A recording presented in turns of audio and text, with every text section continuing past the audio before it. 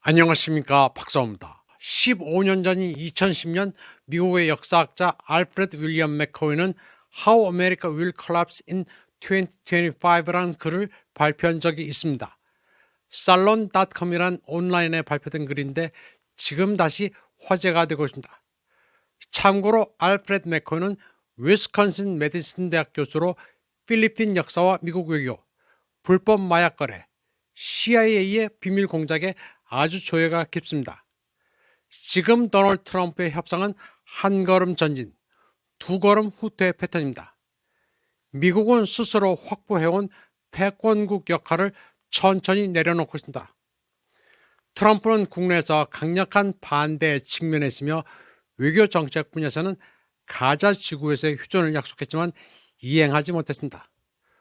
또 유럽 동맹국의 반대도 직면해 있습니다.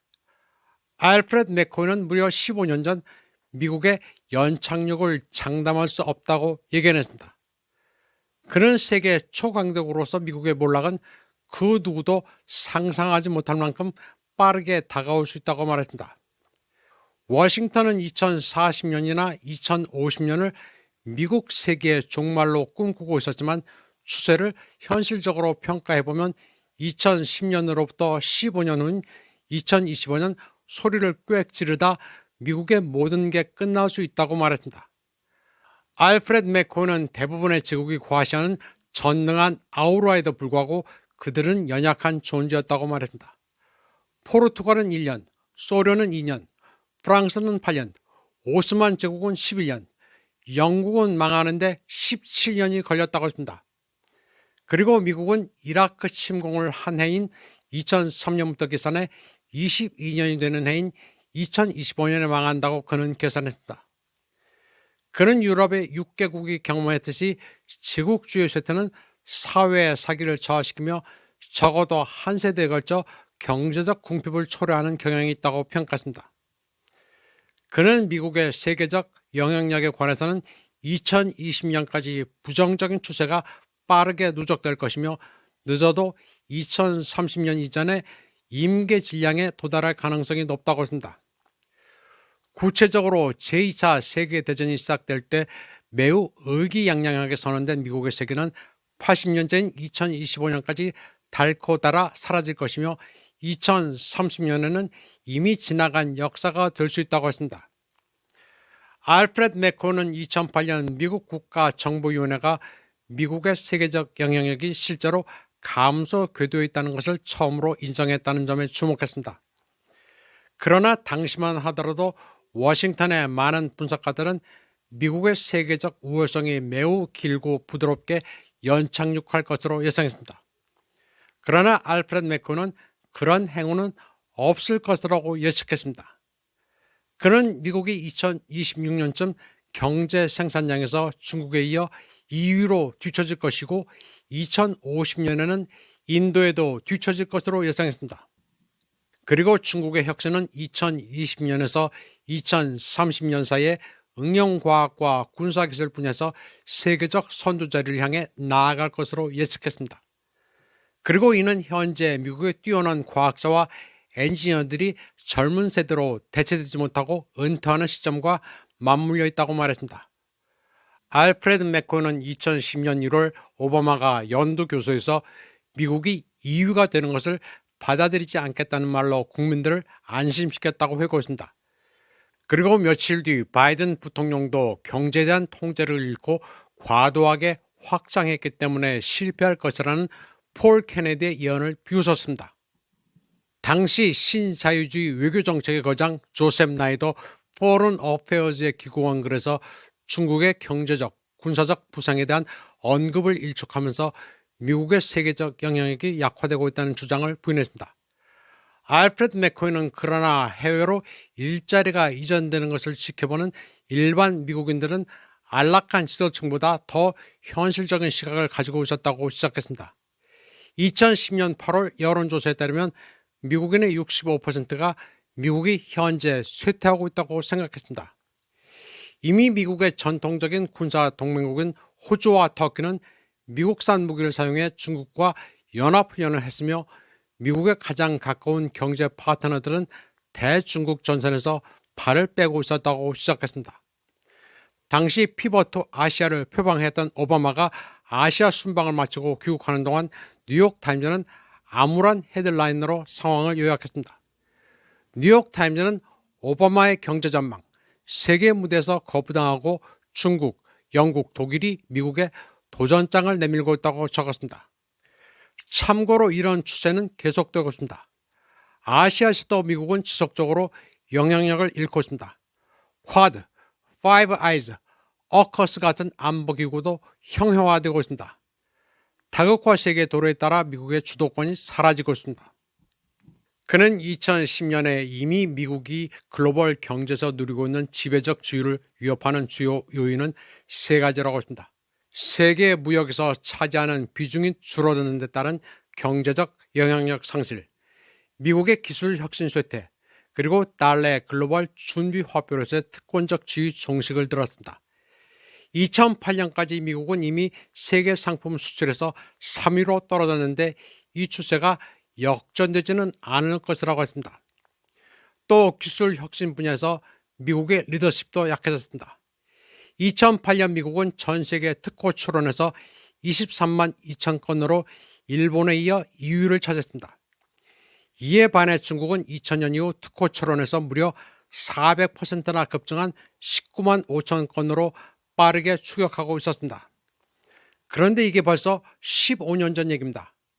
알프레드 매코는 2009년 미국은 정보기술혁신재단이 지난 10년간 글로벌 혁신 기반 경쟁력의 변화 측면에서 조사한 40개국 중 최하위를 기록했습니다. 반면 중국 국방부는 세계에서 가장 빠른 슈퍼컴퓨터인 테너 1A를 공개했습니다. 또 미래 과학자와 혁신가들을 배출하는 미국의 교육 시스템도 경쟁국에 뒤처진다고 그는 지적했습니다. 수십 년간 25세에서 34세 사이의 대학 학위 소유자 수에서 세계 1위를 차지했던 미국은 2010년에 12위로 추락했습니다. 세계경제포럼은 2010년 미국 대학의 수학과 과학교육의 질을 139개국 중 52위로 평가했습니다. 그리고 미국 내 과학 분야 대학원생의 거의 절반이 외국인이며 이들 대부분은 과거처럼 미국에 머물지 않고 귀국할 것이라고 했습니다. 따라서 2025년까지 미국은 유능한 과학자 부족에 직면할 가능성이 높다고 알프레드 매코는 진작에 예견했습니다. 또 세계 기축통화로서 달러의 역할에 대한 날카로운 비판도 일찌감치 제기됐습니다. 2009년 중반 세계 중앙은행들이 4조 달러라는 천문학적 규모의 미국 국채를 보유하고 있을 때 러시아 대통령 드미트리 메드베제프는 과거에 강력했던 단일 기축통화에 기반한 인위적으로 유지되는 단극 체제를 종식시킬 때가 됐다고 주장했습니다. 동시에 중국 중앙은행 총재도 미래가 개별 국가의 통화, 즉 달러와 분리된 글로벌 준비 화폐에 달려 있을 수 있다고 제안했습니다. 먼 나라에서 끊임없이 벌어진 전쟁으로 인해 수년간 재정 적자가 불어난 뒤 2020년 오랫동안 예상했던 대로 미국 달러는 마침내 세계 기축통화로서의 특별한 지위를 잃었습니다. 갑자기 수입 비용이 급등했습니다. 해외에서 평가절하된 채권을 판매 재정 적자를 충당할 수 없게 된 워싱턴은 마침내 부풀어 오른 군사 예산을 삭감할 수밖에 없었습니다. 쇠퇴하는 초강대국 미국이 재정난에 시달리자 중국, 인도, 이란, 러시아를 비롯한 강대국들은 해양, 우주, 사이버 공간에 대한 미국의 지배력에 도발적으로 도전장을 내밀고 있습니다. 한편 치솟는 물가, 끊임없이 치솟는 실업률, 그리고 지속적인 실질 임금 하락 속에서 미국 내 분열은 폭력적인 충돌과 분열을 조장하는 논쟁으로 확대되고 있습니다. 환멸과 절망의 정치적 조류를 타고 트럼프라는 극우 애국주의자가 우렁찬 수사로 대통령직을 차지해 미국의 권위에 대한 존중을 요구하고 군사적 보복이나 경제적 보복으로 위협하고 있습니다. 미국의 쇠퇴하는 경제력으로 인해 세계 석유 공급에 대한 미국의 독점적 지위도 끝나가고 있습니다. 중국은 2010년에 미국을 제치고 세계 최대 에너지 소비국으로 부상했습니다. 미국은 한 세기 넘게 유지해온 지위를 중국에 빼앗겼습니다. 알프레드 맥코이는 2025년까지 이란과 러시아는 세계 천연가스 공급의 거의 절반을 통제하게 될 것이며, 이는 잠재적으로 에너지가 부족한 유럽에 대한 엄청난 영향력을 줄 것이라고 예측했습니다. 그리고 여기에 석유 매장량을 추가하면 불과 15년 만에 러시아와 이란이라는 두 나라가 에너지의 거물로 부상할 수 있다고 말했습니다. 그는 제국은 권력이 약해짐에 따라 종종 병솔한 군사적 실패에 빠지곤 한다고 시작했습니다.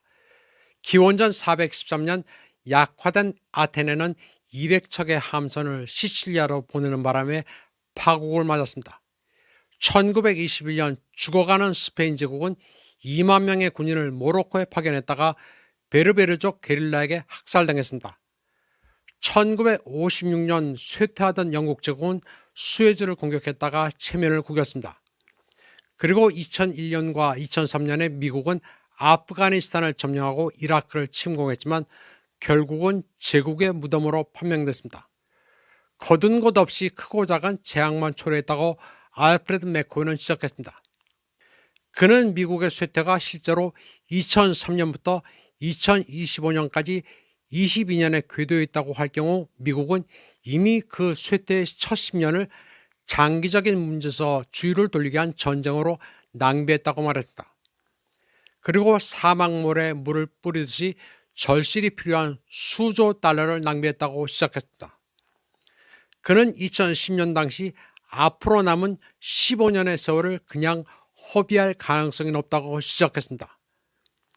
알프레드 맥코이는 전쟁과 부풀려진 국가안보 체계, 부족한 교육 시스템, 그리고 시대에 뒤떨어진 에너지 공급 등 중요한 문제들이 변화하는 세상에서 미국의 역할과 번영을 극대화할 수 있는 연착륙을 보장할 만큼 진지하게 다뤄질 가능성은 거의 없다고 말했습니다.